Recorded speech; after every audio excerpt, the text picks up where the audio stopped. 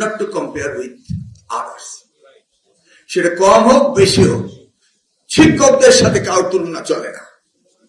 মহান জাতীয় সংসদে দাঁড়িয়ে একজন বিরোধী দলের সংসদ সদস্য বলেছেন যে প্রাথমিক স্কুলের শিক্ষকরা একটি ড্রাইভারের সমতুল্য বেতন পায়।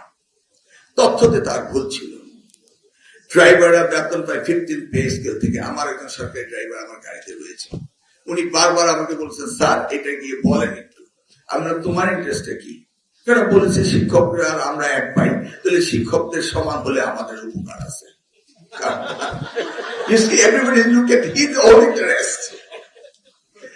কিন্তু ঘাটতিটা কোথায়? যে আমরা তাদেরকে ড্রাইভারের সাথে তুলনা করবো মহান জাতীয় সংসদে না জেনে। এই জন্য আমার চিন্তা, যেটা নিয়ে আমরা প্রায় টেবিল ডিসকাশন করি, শিক্ষকদের পে স্কেল স্বাতন্ত্রিক, ওটা সচিবের সাথে তুলনা করবো না বা আমরা একজন এমএলএস এর সাথে তুলনা করবো না। দে আর অর্নামেন্টাল, তারা জাতি গঠন করে, তাদেরকে আলাদা দৃষ্টিতে দেখতে হবে।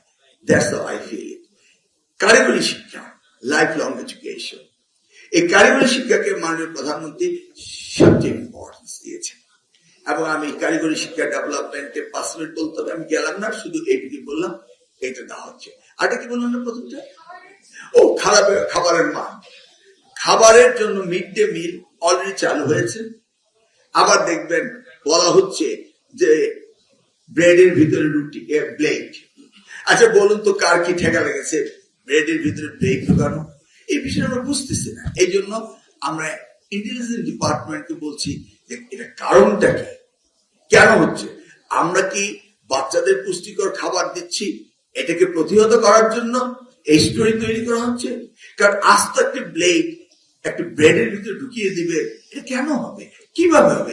এত সুন্দরভাবে সেট হতে পারে না, তাই না? এটাকে তো দলিয়ে মতলিয়ে তারপরে বানাতে হয়, কি বলে কাই না, হ্যাঁ ওটাকে। তো ওইটার ভিতরে ব্লেডটা থাকলে হাতে বা মেশিনে লাগতো না। Why it is? এই প্রস্তুত তো আমি দিতে পারছি না। সেই জন্য আমরা ইন্টেলিজেন্সকে এই ব্যাপারে ব্যবহার করছি যে ওনারা আমাদের উত্তর দেন। তবে ওই মিড ডে মিলটাকে আমরা ইমপ্রুভ করছি, আর বেটার মিল দিচ্ছি, যেন বাচ্চারা মিড ডে মিল খায় এবং পুষ্টি খাবার খায়, সেটা আমরা চেষ্টা করছি। এখন 150টি উপজেলা হচ্ছে। আমরা আগামী এই বছরের ভিতরে প্রত্যেকটি উপজেলায় আমরা যেতে পারবো বলে